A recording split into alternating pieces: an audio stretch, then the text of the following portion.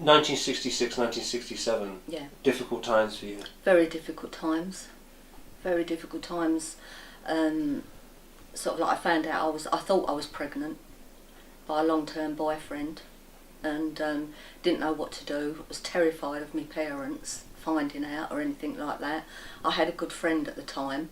I was working at Thames Board Mills, and spoke to this friend who, she also wasn't getting on very well at home, so we both decided that we would run away.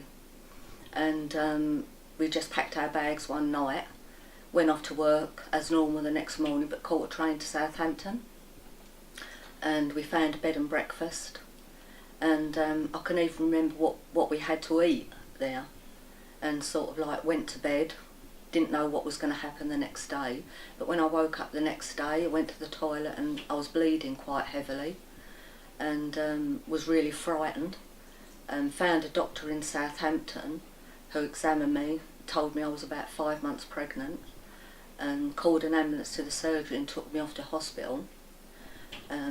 They did say I could have been having twins but lost one, and the police was involved, and they got in touch with the police down in Tilbury because obviously I was a missing person, and my parents came up to the hospital, took me home, told me how bad I was and how disappointed they was, and on the way home in the car, and when I got home, basically no one really spoke to me for the rest of the pregnancy. I was just taken out now and again across the fields in Tilbury for a walk of a night when it was dark, so no one saw me. And sort of like every other Saturday, bundled into the car in a big mauve coat and taken down to Southend where I could walk about, no one knew me. And basically that was the only time, sort of apart from hospital visits, that I went out in the day. And just one night my waters broke and I was terrified, being only young, didn't know what was happening, and my mum called an ambulance. I was taken over to the hospital, and actually was more or less sitting up when I had my baby, and it was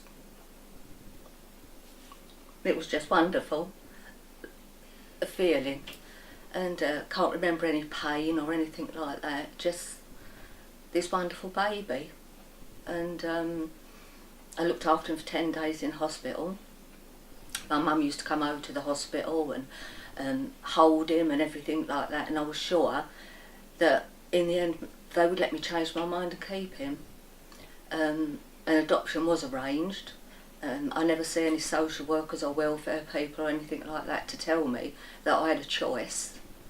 It was just, you know, you'll go to prison, you're underage, the father will go to prison because sex with underage, I was underage, and an adoption was made privately. I didn't know anything about it, but the people did send me a big bouquet of flowers when I had him, which went straight in the bin, and they wanted to call him Peter if it was a boy or Pamela if it was a girl, but to me he was Michael, and he was... Keep going, you're doing well. He was my Michael for 10 days. Mm-hmm. And as I say, I fed him, and you know, I held him as much as I could, and loved him and kissed him, because I knew that was going to be my 10 days. And so that was 1967. Yes. And now in 2011. Yeah. So. I went on to marry the baby's father. Had 3 more boys, and I told them that as they was growing up, because I didn't want them to get their girlfriends in the same situation as I was put in. So all my children have grown up knowing, my 3 boys, which are Michael, Martin and Andrew, that they had another brother somewhere. And although my parents never spoke about it, I had someone to talk about it. And I joined NORCAT, which is an organisation for children who've been adopted and for people who've had children adopted. Put my name down on their register. And my eldest boy, when he was about 14, used to come up to London with me to meetings. And so I've been very open about it.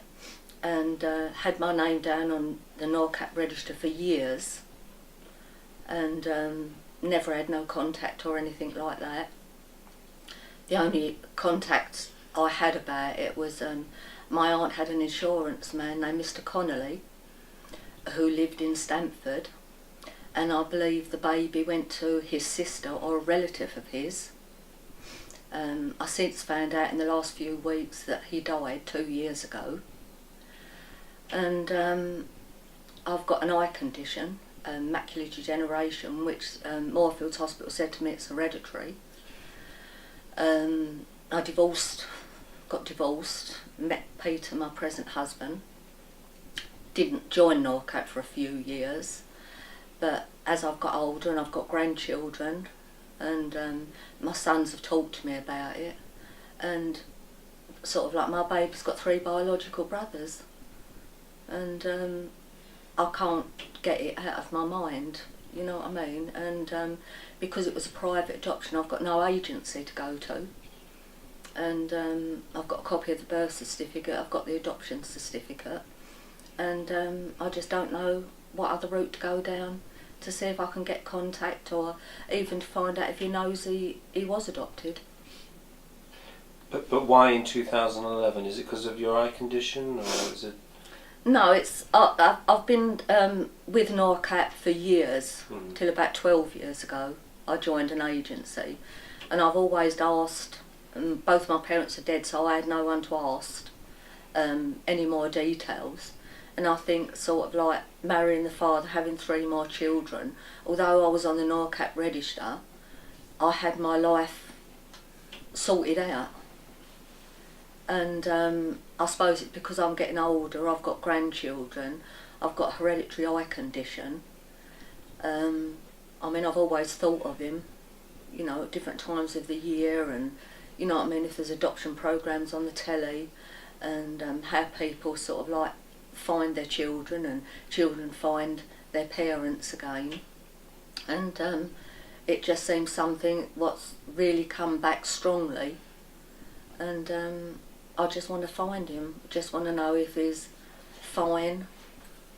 And NORCAP did say that they would do a lot of searching for me, but it would cost me £1,000.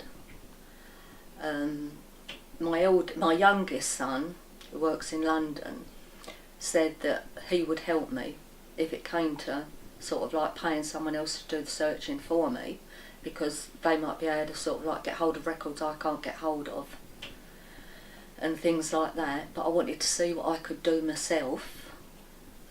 I'll finish work soon, and I'm on a pension as from next year, so money is a bit tight, but if it comes down to they will help me do the searching, which is no guarantee, because they said the child could be dead, he might not know he's adopted, he might not want contact. There is a lot of things to go by. And have you thought about all the possible eventualities? Yes. And you're prepared for that? Yes. I'm prepared that if they find him, or if I find him and he doesn't want contact, I've prepared myself for that, because I know he's had a good life. I think he went to a middle-aged, as far as I understand, he went to a middle-aged couple who couldn't have children, and who were quite well off. This is what I've been told, and I'd just like to know, you know what I mean, to let him know he has got a family.